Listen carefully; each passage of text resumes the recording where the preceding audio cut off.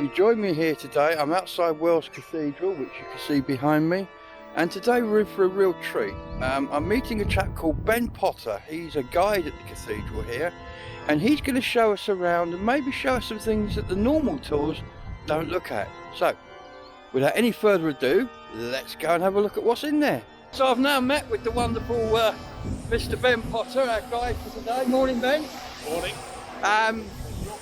We are starting off on the west front. Unfortunately, someone has chosen this point of time to come and spray it.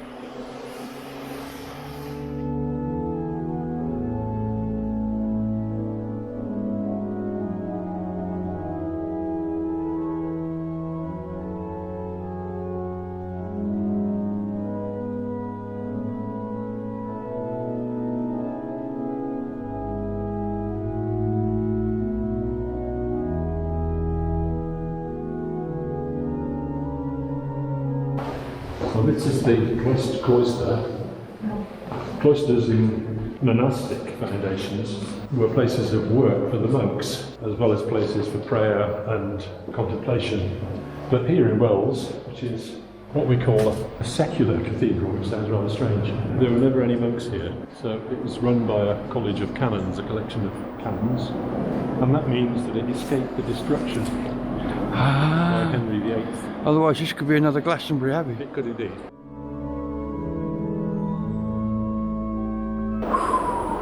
Do you know, every time I walk through that door, this takes my breath away. It's quite something, isn't it? It is absolutely stunning.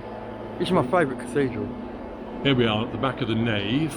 The word nave comes from the same root as navy, partly because it's maybe evocative of an upturned boat, and it's also interpreted as a ship of souls making their way on heavenwards. The great distinguishing feature about Wells Cathedral is that it was built in Norman times. It was begun in 1175 or thereabouts, and it's built to a Gothic pattern. It's the first wholly Gothic cathedral in England. Gothic architecture was evolved by Abbot Suger at Saint-Denis, Paris, and he borrowed the pointed arch from Islamic art and architecture. It's very uplifting, evokes the idea of a pair of praying hands, and it draws the eye and draws the mind upwards. But Gothic architecture has some very practical advantages to it as well. The previous style of architecture, the Norman style, the Romanesque style, the arches are semicircular, supported on massive pillars. Like a Gloucester. Yes, Gloucester dates from one right through to the latest yeah. style of Gothic. This is early English Gothic, and the advantage of the pointed arch is that it will take more weight for the same amount of stone used. And almost all of the constructional stone here came from Dalting Quarry, which is about 8 miles east of here and still open. There are two other characteristics of Gothic architecture. If you raise your eyes to the ceiling, you can see that there are these exposed stone ribs, and they actually bear the load. They're infilled with stone, but in some ways it's more like a timber structure in that those ribs are like timbers and they bear the load. The style of ribbing evolved. This is early.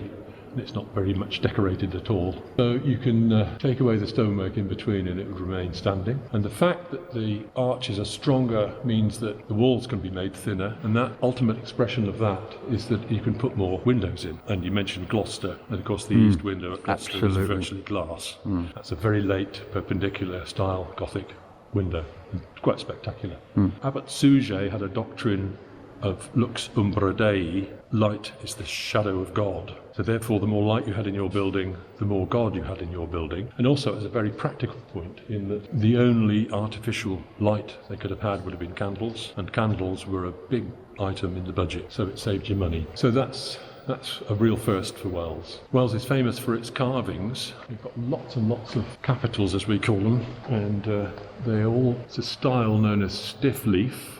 Why it's called stiff leaf, I don't really know, but to me it looks very fluid and flexible. There are all sorts of hidden little expressions about the place, and if we just stand here by the west door, there's this pillar here and a pilaster, and just tucked up behind and above there's a carving. It's isolated, it's not really on view to the public, and half the time I look at it and persuade myself it's a wyvern, a short two-legged dragon. Half the time I think it's a bird, but it's not replicated on the other side, it just is there. So I would like to encourage visitors who come to keep their eyes open and to keep looking up, because the place is full of surprises. You'll notice up in the vault, as we call it, the ceiling, I prefer to think of it, of the nave, there's a decoration, and that's actually a medieval design which was rediscovered in a Victorian restoration and reapplied. And in fact, originally it would have varied from one end of the nave to the other, and it's a design based on the Persian tree of life, and it would have varied from one end to the other to show that we're all varied and we're all imperfect. Here we've got the market scene. What on earth's that doing in a cathedral? Well, the simple answer is we don't know, but there are depictions of everyday life. But it's an interesting market scene because there are two men on the left holding a beast upside down. One of the beast's feet is in the mouth of another creature, and then in the centre there's a dog, and on the right two more fellows holding a sheep. And they appear, one of them appears to be peering up the sheep's bottom, which I thought was a bit strange. And my ever-practical wife suggested that if you were buying a sheep, you might want to see whether it was pregnant or whether it had worms. Some of this is pure speculation on my behalf, so you must understand that. This here is the north porch, Magnam Portam Canonicorum.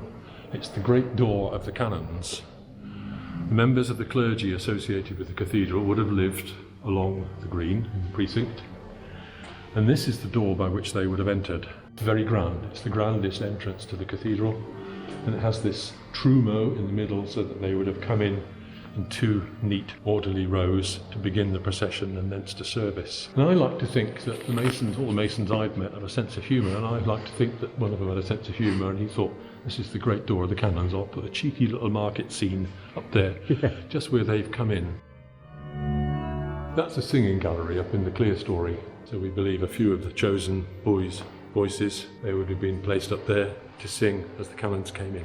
And if you look to the right and down a bit, you can see there's two heads. These are corbels, and we have it from the archive that they bore planks of oak from Winscombe, on which was situated an organ, and the organist would have squeezed out through one of the triforium arches. The head for height was quite small too, and the pintles and the latch mechanism for the door are still there and can be seen on a high parts tour. So this is all about performance and awe and... This was not a church for the lay people. This was the bishop's church. The original founding in the old cathedral, this is Wells' new cathedral. The original church founded in the 700s was a minster church. That was a sub-church, if you like, from where ministers would go out to minister to the people.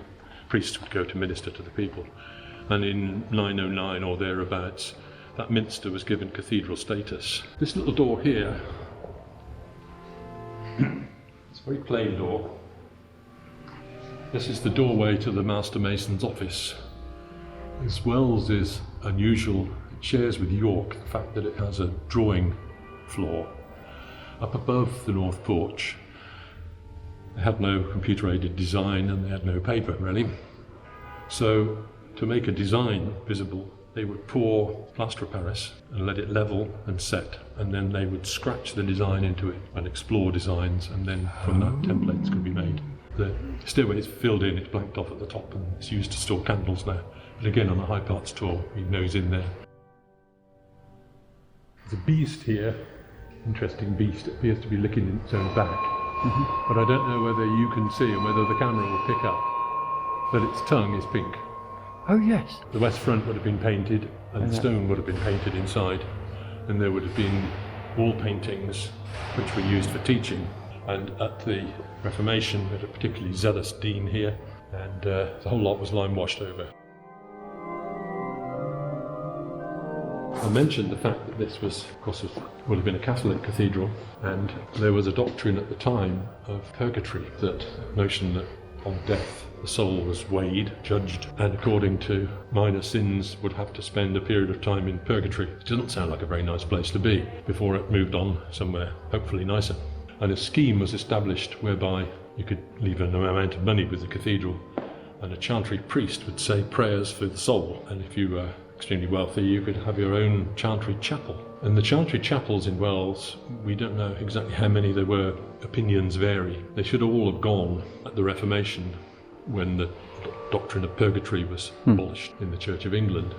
one outside Bishop Stillington's Chantry and Memorial Chapel was blown down with dynamite. They want gunpowder. They took it that seriously. So this is the Chantry Chapel of Bishop Bubwith, and there's a little altar inside where the Mass would have been said for his soul. And it's survived. It's been grafted onto the fabric of the cathedral, and it remains. And it's got a later style. It's got all sorts of interesting little creatures in the stonework. This here is actually another Chantry Chapel, and it's the Chantry Chapel of Dr. Sugar, who was a lawyer, and he was the Chancellor, if my memory serves me right, of the cathedral. And his house remains is Croscombe Manor, and that's a slightly later date, but it survives. This is the nave altar. So we're right up to date, 20th century innovation. This is a living, working church and building, insofar as it can be in these slightly troubled times. And the Millennium Project undertaken by the cathedral was to commission a set of altar frontals for the nave and high altar for the various seasons of the church year, and they echo each other in design, but they're not identical. An interesting little detail, and that is that the benefactor stipulated that there should be a penguin somewhere, and indeed there is. Oh, good gracious. So that's the Millennium Project 2000, to bring things completely Up to date. more up to date. On the rare occasions that lay people were allowed in, there was no seating for them, so if you were old or unwell, the only place to sit was the stone wall bench. Oh, I noticed those. And that is said by some to be the origin of the English expression that the weakest go to the wall. At the time of the abolition of the chantries, the king took the money because he was at war with France, as we were off and on, and I think there was a bill for re-roofing because the lead roof has to be taken down and remade about every 75 years or so. Even now? Yeah, sections of the north aisle of the north nave roof have been off and on in the last 6 years. And a hole in the budget occasioned by that meant that all the medieval brasses had to be taken up and sold. So you can see here that there was brass. If you see any brass in the floor in Wales, it's Victorian. And this is our excuse to explain away another figure of speech, in that when the brass was taken up, there is a nail to get down to brass tacks. Perhaps. When the Church of England was established, the services were no longer delivered in Latin, which only the learned would have understood. So it made sense to begin to be able to preach to the public. So this is the first pulpit in Wells Cathedral, and it bears the first English inscription in the cathedral. And it's a quotation from Timothy, and my heart goes out to the mason, because he suffered that dreadful disease of not having quite worked out how much space he'd got. You know how it is when you're writing something and you get to the end of the line? Yeah. It happened to him, who is abbreviated Timo. to Timo. I spoke about the Sugar Chantry Chapel. Mm-hmm. The public, by and large, were illiterate. Mm-hmm. So use was made of these rebus. I don't know what the plural of rebus is. Rebuses, rebi. Mm. And this is Dr. Sugar's rebus. Ah. Sugar came in cones in medieval times. And still does in Mexico, so you could slice a piece off the cone, and in the middle is a doctor's cap because he was a doctor, a lawyer. So that's Dr. Sugar's Chantry Chapel. Well, while we're here, let's have a peek at the scissor arches. I had the happy occasion to be standing, waiting to go into evensong, and there were a group of middle-aged men discussing the stonework, and I asked them if they cared to put a date on the scissor arches, and they conferred and said 1906, 1348. 1348. The main tower is above this point here, and the original main tower was a mere 17 inches above the roof of the nave, and it was probably planned to raise it. I always like to think in the 1300s of Bishop Drockansford arriving here via Salisbury and arriving with a bad case of tower envy. A taller tower meant that they were closer to the heavens. Mm-hmm. In the 1300s, the work began to raise the tower, and the ground here, a civil engineer I asked, and he said, water in the ground makes it soft and mobile.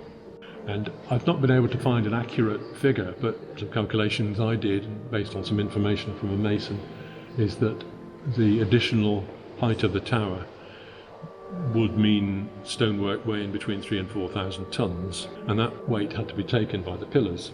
And the pillars began to decay and crack and to settle. And this side, the north side, settled about 4.5 inches, and the south side about 6. So that means the tower is beginning to lean, and if it falls down, it spoils the processions terribly. Bad day. So a number of things had to be done. On a high parts tour, one can see that the height of the tower inside has been achieved. There's efforts been made to make it light and strong. It looks almost Bauhaus in effect. There are other works which we can see when we'll look at in a moment, but the final expression by William Joy, and finishing in 1348, are the scissor arches, and they're Wells' trademark. So that's what we're known for. And the experts argue as to whether they're actually necessary, but nobody's going to take them out. And they're not symmetrical either, are they? They're not symmetrical because there's a point where you can see, if you look very carefully, they have had to adapt as the same old problem as to whether you work to an absolute level or you work to the level that the building is at, and it's inevitably a compromise, and it means that they aren't symmetrical. So it's a fabulous piece of work. It is. And is this unique? In this kind of expression, yeah. There's a scissor arch, if you know where to look, in Gloucester. There was one in Glastonbury. Oh, was there? Nowhere on the same spectacular scale as this.